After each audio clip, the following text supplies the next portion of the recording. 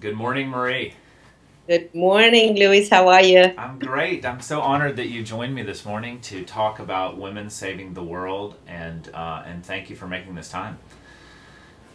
So, Thank you. I'm the one who's honored that you picked me to talk to. to me, there's a real collective happening on the planet in terms of people. It almost feels like people are kind of finding each other and commonalities around the work that we do, what we carry in our heart. We're almost kind of coming out of the closet with our own heart passion. Yes. Does that make sense?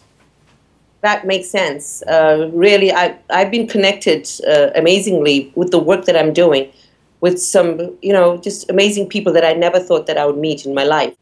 I have 14 members of my family who have died of AIDS, including my father, my brothers, two brothers, their wives, their children.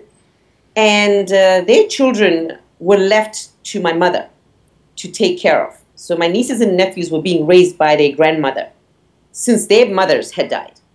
And these nieces and nephews are my mother's puts into a school in our village. Then I come from a family of 6 girls. So here comes a woman thing again. And I have this powerful mother who literally raised us, who worked her entire life in the field to plant crops and she had a little farm to feed us in order for us to go ahead and have a better life and be educated. So my mother was literally the core of me. What I do is through this powerful woman who did whatever she could to send us all to school, to educate us so that we can have a better future. When my brother's wives died and my brothers died, the children were given to my mother, who is now this powerful woman again. So she's now having to raise her grandchildren. I then come in and say, Mom, I want to help her. Because looking at her, she's an old woman, she has no pension, she has one house that she's renting, and that is the income that she gets. So I step in and help her take care of these children in school. The headmaster of this school, which was in a Baptist church, then comes up to us and says, we have lost the premises.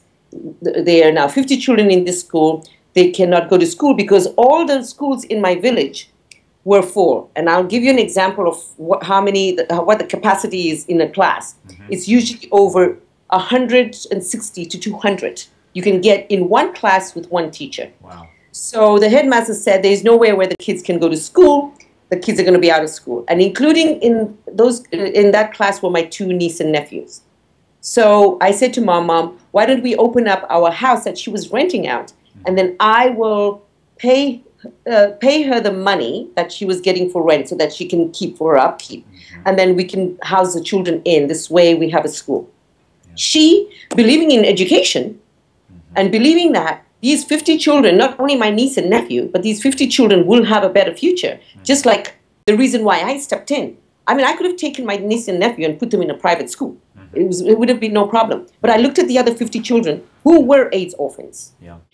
So I just, felt like this mother that needed to take care of these children who had no parents, who had no mothers. So I didn't really think that I was doing anything different. I just felt that I was doing something natural that every woman would do. Yeah.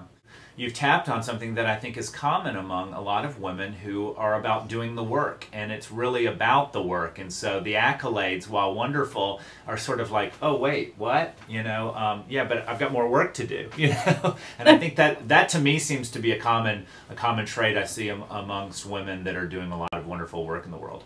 When this situation happened, I was not afraid of it. Yeah. I decided I'm going to go into it just like how my mother went into it with us when we were little.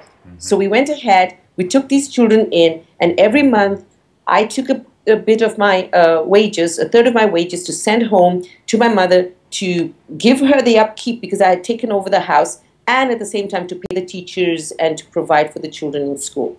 So that's how it started. Just for this belief that I could do it, if my mother could do it, and there are many other women in the world who are doing it,